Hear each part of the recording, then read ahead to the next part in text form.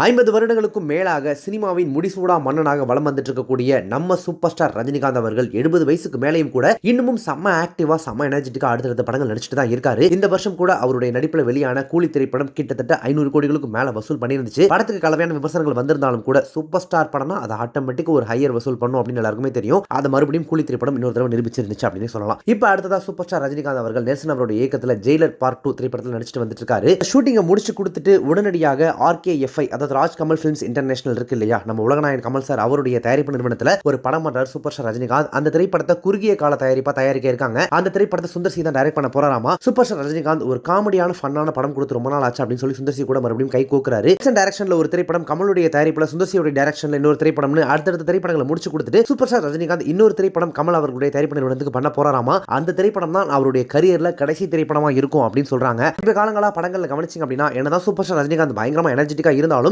அந்த வயசுக்குண்டான அந்த தொய்வு, அந்த களைப்பு அவருடைய முகத்திலையும் சரி அவருடைய பேச்சிலையும் சரி நல்லாவே தெரியுது. அவருடைய எனர்ஜி அதை வேற லெவல்ல மேட்ச் பண்ணி சூப்பர் ஸ்டார்னா சூப்பர் ஸ்டார் தான்ப்பா அப்படின்னு சொல்ல வச்சாலும் கூட அவருடைய உடல் ஆரோக்கியத்தை கணக்கில் கொண்டு அவருடைய வீட்டாரின் பேச்சை கேட்டுக்கிட்டு சூப்பர் ஸ்டார் ரஜினிகாந்த் அவர்கள் அந்த லாஸ்ட் திரைப்படத்தை RKFI அதாவது கமல் அவர்களுடைய தயாரிப்பு நிறுவனத்துக்கு பண்ணிட்டு அதோட சினிமாவிலிருந்து ரிட்டையர் ஆயிடலாம் அப்படின்னு சொல்லிட்டு முடிவு வந்திருக்காராமா.